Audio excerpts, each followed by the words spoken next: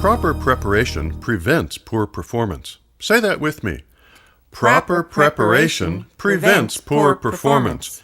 And the preparation we are doing here is going to lead you into much better performance.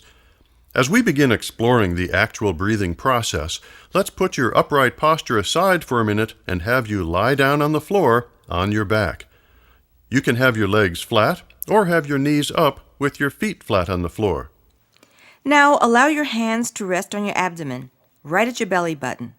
As you relax, you will feel your hands gently lifting as you inhale and going back down as you exhale.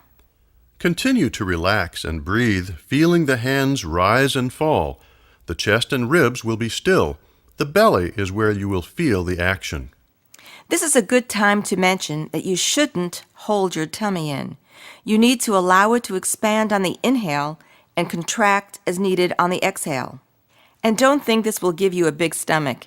In fact, as you establish good posture and stronger breathing muscles, your tummy will flatten, not look bigger. So let it do what it was designed to do. Remember this as we move into the next exercise. Still on your back on the floor, put your hands on your rib cage. Continue breathing while allowing the ribs to stay pressing out against your hands. You will find that the ribs can remain quite still during both the inhalation and exhalation as long as you allow the abdomen to rise and fall. In other words, why waste energy moving the ribs up and down if they are quite content staying still and allowing muscles to do the work? For the last floor exercise, with hands still on your ribs, sip in 4 breaths as if breathing through a straw.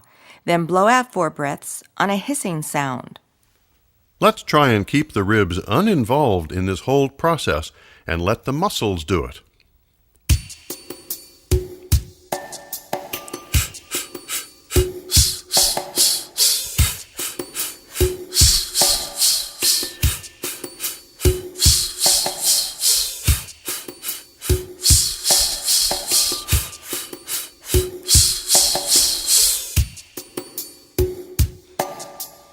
If you were able to keep the ribs still for that exercise, move on to the next exercise. If not, go back and try it again.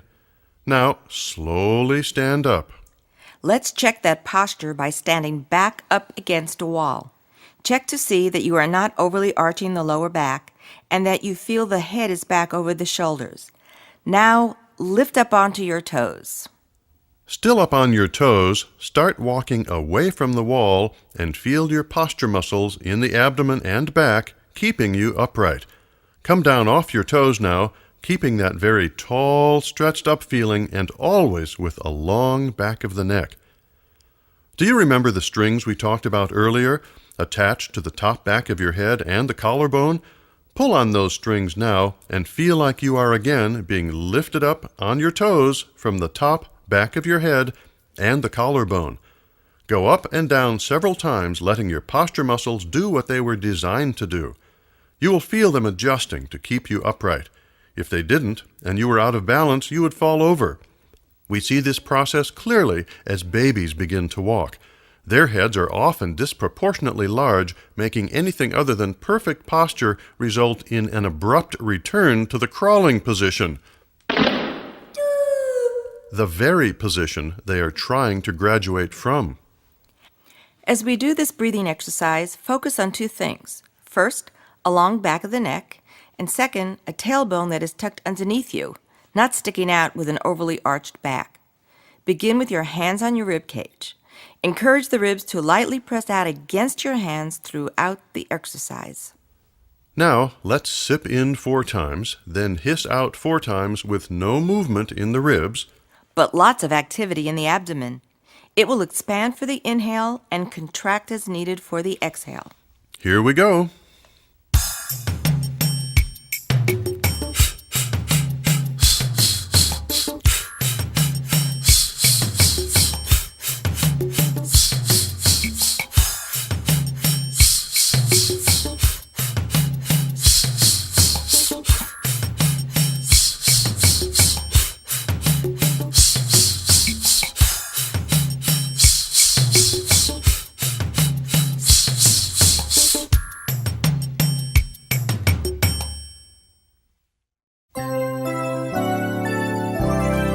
Let's stop for a minute and ask a few questions and review. Feel free to stretch out as we discussed earlier, or just relax in a chair or on the floor. First, what did we say prevents poor performance? The answer is proper preparation. Second, should the abdomen expand or contract when you inhale? It should expand, making way for the dropping of the diaphragm. You experienced how natural this was when you were lying on the floor. Finally, where do we see wonderful examples of breathing? In babies, toddlers, and even animals. Now let's start making some simple vocalized sounds while paying great attention to our posture and breathing. Remember, practice makes permanent, so be practicing an upright posture with still chest and ribs. In this exercise, we'll use the word he. Feel the abdomen area expand for the inhale and contract for the exhale. Say this with me. He, he. Together. He. Again. He. This time, lift your hands straight up in the air as we do a 9 count. He. With me. He. Once more. He. Now, with your hands back behind your neck. Together. He. And again. He. Finally, with the arms stretched out to your sides, parallel with the floor, making you look like the letter T. Together. He. And again. He. Now relax the arms and bending at the waist, let the body gently fall forward. Keep the knees bent and round and stretch out the back. Hang there for 12 seconds.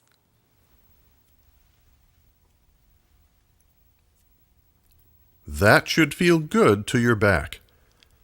Well, since you're starting to understand the posture and breathing, let's make it a little more fun and do an exercise with this accompaniment. Listen to me and then join in. I'll do it first, then you echo it. He. He.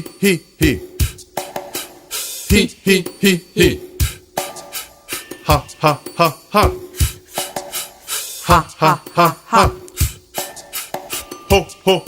Ho.